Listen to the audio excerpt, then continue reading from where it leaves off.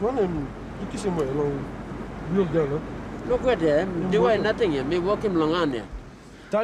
was born in Papua New Guinea. It's always been a wild place to me, touched with an edge of violence. That was part of its charm. But over the past few years, the country has become crippled with waves of violence. Common crime is tearing PNG apart, helping to turn it into a backwater of a booming region. For many people, the face of crime is the face on the other side of the barbed wire. For the past few months, I've lived with and filmed the people on the other side of the fence. I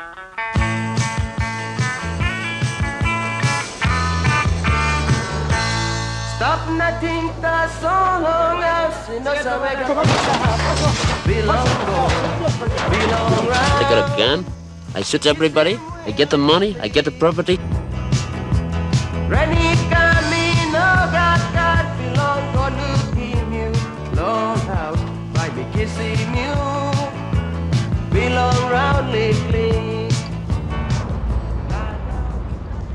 The nation's capital, Port Moresby, has developed a reputation as a no-go zone amongst both tourists and business people.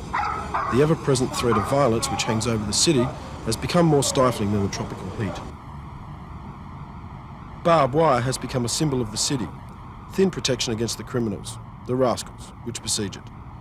But in Papua New Guinea, crime is not just limited to the disenfranchised urban poor.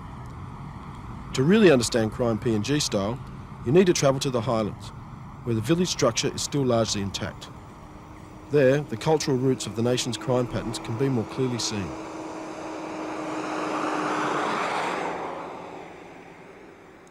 In the highlands, the rascal gangs rule the highways, and for locals wealthy enough to own a car, there are only 3 road rules to be obeyed. Drive fast, never stop, and get someone else to open your gates. In the last month or so, there have been, how would I count them? There have been numerous rapes, pack rapes. There have been a number of murders. There have been vehicles held up and burnt. There have been scores of houses burnt. Other people shot by police. I mean, almost anything you can think of has been going on. And we would only hear a fraction of what's actually happening as well. Dick Hagon runs a large coffee plantation and has lived in the highlands for 40 years. The breakdown in law and order is now factored into the running of both his business and his life. I've got 3 fences between myself and the tribal land out there. There's a gate out here. There's another gate about 100 yards away, and then there's a gate for the perimeter fence around the plantation. We have security guards. We have security dogs. We have lighting and so on.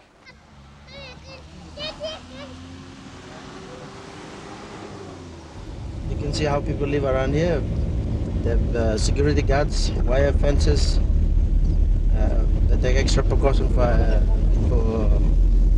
razor sharp wires and galvanized roofing iron fences.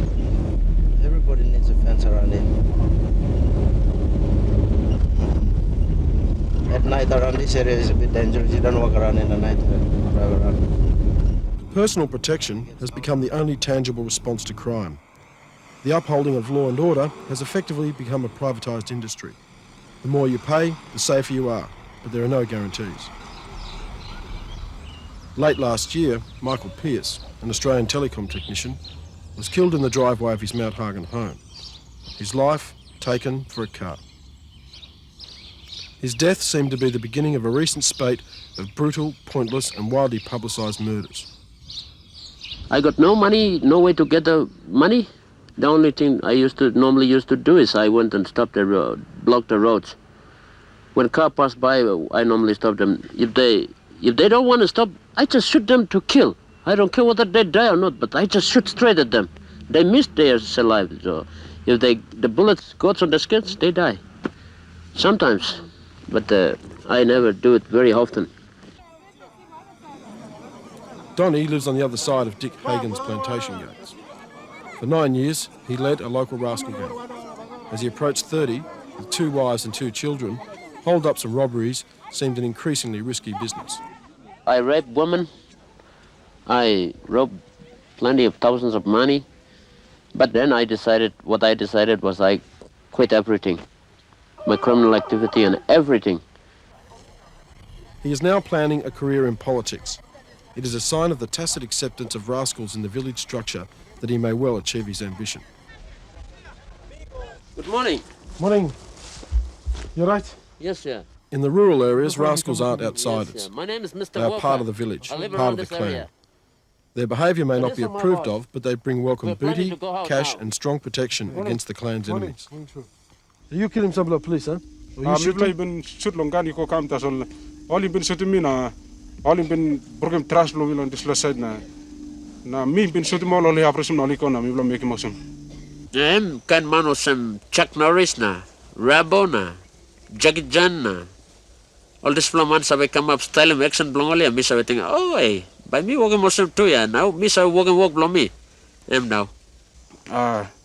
Mi ting osum tam mi wakam disla rascal person mi na so changing lo walk or disla kan walk am waiting for night na disla mi so less long disla na mi so go ahead long rascal person long disla na mi so sumani hurry up long hand lo mi money stop cash stop lo hand lo mi so mas na mi so less lo walk na but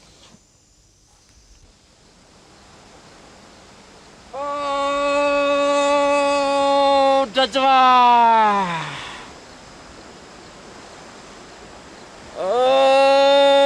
Oh, Dajwa! The black magic comes from my great-grandfather, the third generation. And whenever I plan for it, rob a bank or do some roadblocks or something like that, the first thing I do is I come around to the boss, the black power of mine, and I start this type of, the power. I start the fire of the wood and the bush rope. I start it all itself. The fire gets burnt itself. It's not me I burn it, but the magic makes it burn. That smoke makes me invisible with my black power. Nobody sees me. Nobody. Even the police, they don't see me. They say that, oh, this thing is being missing. Who stole it? But they don't know me. It's only me.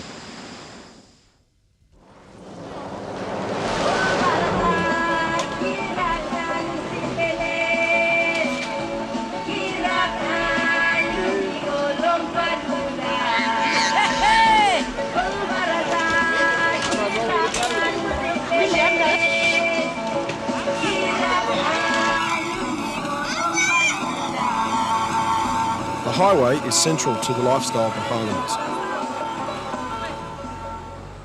It is also the lifeblood of the criminal economy.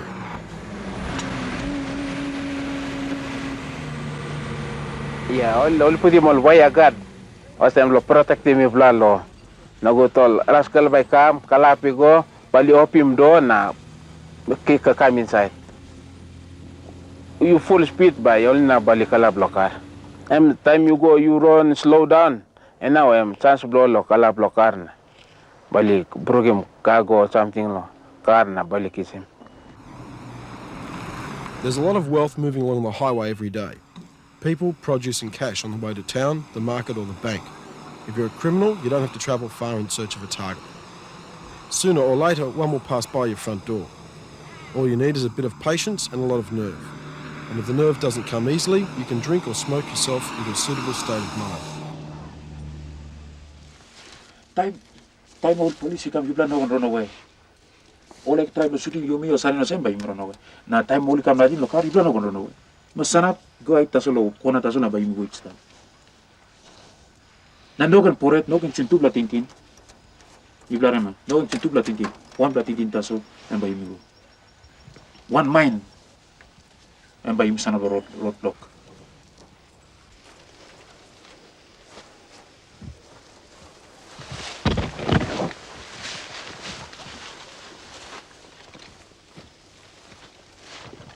Some events made me question the impact of my presence, but unless I had warning that something extreme was about to happen, I tried to merely observe.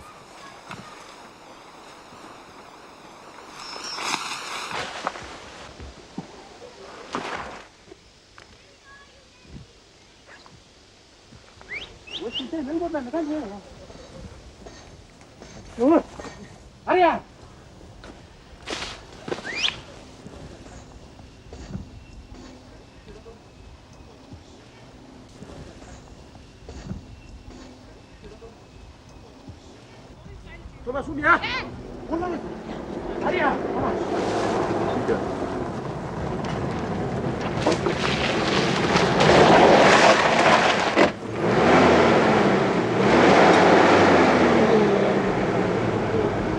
him, honey. Get him, honey. Grab him out, grab him out. Open the door, grab him out, grab him out. Grab him out. Take him over. Take him over. Take him over.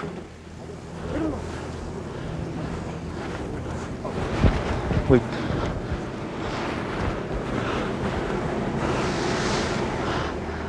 Take over, take over. Go! Take over. Go! Go!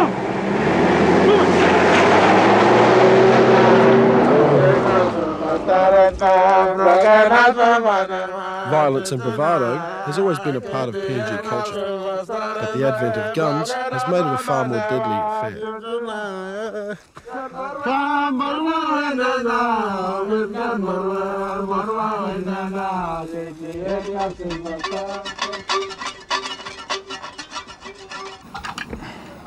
A gun is a prized possession and a valuable commodity on the black market. This man is a professional gunsmith. His shotguns, made of water pipes, umbrella springs and nails for firing pins, are the most common style of firearm in the Highlands.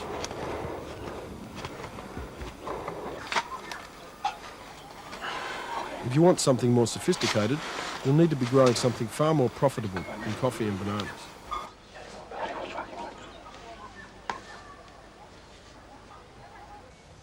How much long 1 kilo coffee?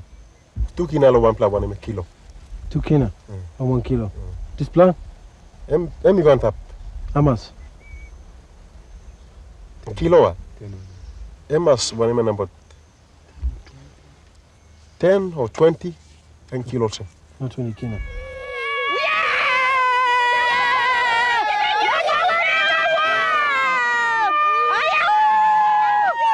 If my wife or if my pig go and destroys your garden, no court. We just fight only. Or if we have a quarrel and you punch me now, tomorrow there's fight only. We don't know what court is. We solve problem by fighting only.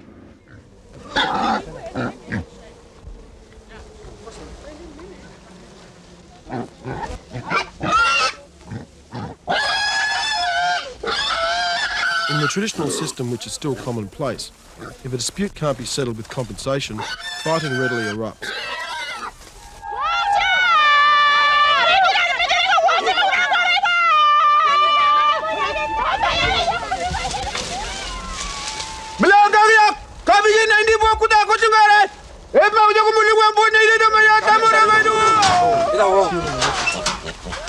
Traditional warfare, although at times devastating, has a strongly symbolic flavour. It is infused with distinct limits and cut-off points. But as the population becomes more mobile, the line between traditional and criminal is becoming increasingly blurred. For many men, it has become a small line to cross. For ordinary people, the cost in lives and property is enormous. Crops are destroyed, houses burnt, and lives taken with such regularity that a deep sense of futility has developed at both the national and village level.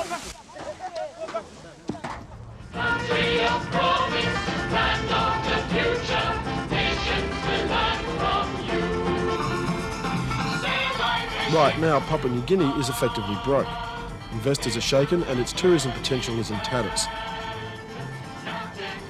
The government hopes that overseas borrowings and foreign aid, mainly from Australia, will underpin its development ambitions. But with crime levels almost out of control, the notion of effective development seems a distant hope. I fear that the short-term prospects for Papua New Guinea may be neither Stone Age or Jet Age. The Dark Age may lie ahead.